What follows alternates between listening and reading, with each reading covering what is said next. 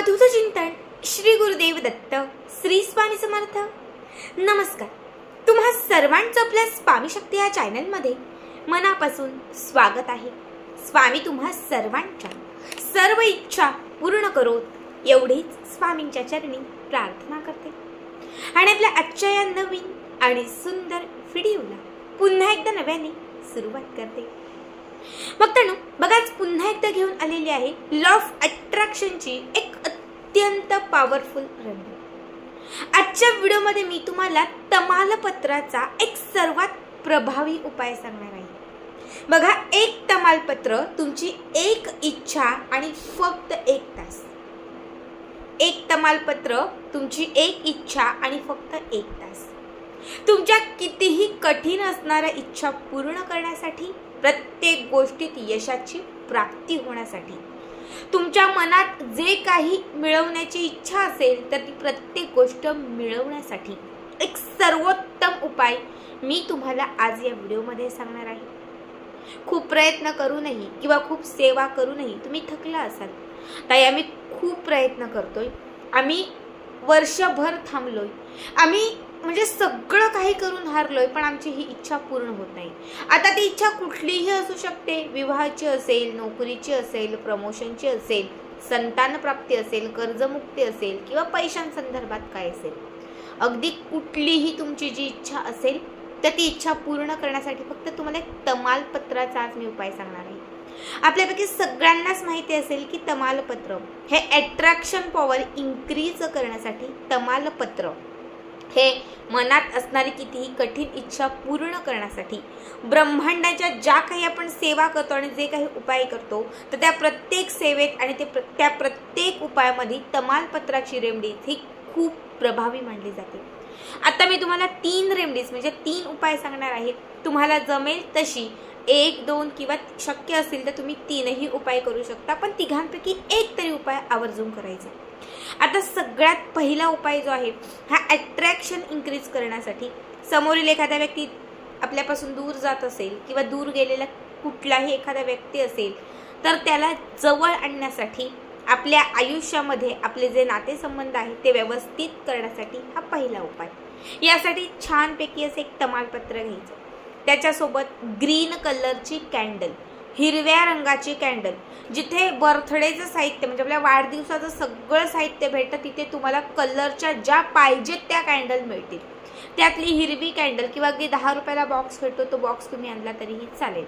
जी कुठली कॅन्डल आणलेली असेल म्हणजे हिरव्या रंगाची जी कुठली कॅन्डल आणलेली असेल ती कॅन्डल, त्याच्यासोबत तमालपत्र आणि एक निळ्या रंगाचा किंवा लाल रंगाच्या शाईचा पेन। सगळ्यात पहिले या तमालपत्राच्या वरती मध्यभागी तुम्हाला तुमची म्हणजे जी इच्छा, जो व्यक्ती तुमच्यापासून दूर गेलेला आहे, ज्या व्यक्तीला आयुष्यात पुन्हा परत आणायचं आहे, जिथे तुम्हाला अट्रॅक्शन इन्क्रीज करायचं आहे त्या व्यक्तीचं तुम्हाला नाव लिहायचं आहे। जे कुठलं नाव असेल ते नाव फक्त एका शब्दात लिहायचं। अमोल, सागर, सौरभ, तनया, तन्वी, जे काही नाव असेल ते तुम्हाला फक्त एका शब्दात इथे तुम्हाला पेनाने लिहायचं आहे। त्यानंतर हाताची मूठ बंद करायची आहे, आपल्या डोळ्यासमोर एक कॅन्डल लावायची आहे। हाताची मूठ बंद करून दोनही डोळे बंद करायचे आणि पूर्ण तुम्हाला एक चित्र डोळ्यासमोर उभं करायचं आहे की ती व्यक्ती आपल्याकडे येत आहे, ती व्यक्ती आपल्याकडे अट्रॅक्ट होत आहे, ती व्यक्ती पुन्हा आपल्या आयुष्यात परत आलेली आहे। पूर्ण पॉझिटिव्हिटीने ते एक चित्र तुम्ही तुमच्या डोळ्यासमोर उभं केलं की त्याच्यानंतर अशी 3 वेळा फुंक मारायची आणि त्यानंतर जे समोर कॅन्डल आपण लावलेली आहे ग्रीन कलरची, त्या कॅन्डलवरती ही तमालपत्र जी आहे ती प्रज्वलित करायची म्हणजे पेटवायची, पूर्ण जळली पाहिजे अशा पद्धतीने अशी पकडायची, लास्ट असेल तेव्हा सोडून द्यायची, पूर्ण हे जळलं पाहिजे।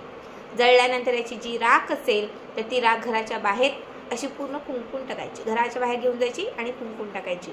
हा उपाय सलग तुम्हाला 11 दिवस, आज उद्या परवा यरवा असे तुम्हाला कंटिन्यू 11 दिवस, मासिक धर्म सुद्धा काळ कसलंच वर्ज्य नाहीये, अजिबात काहीच नाही, फक्त पॉझिटिव्हिटीने तुम्हाला हा उपाय करायचा आहे। 11 दिवसांमध्ये तुम्हाला 100% फरक येईल।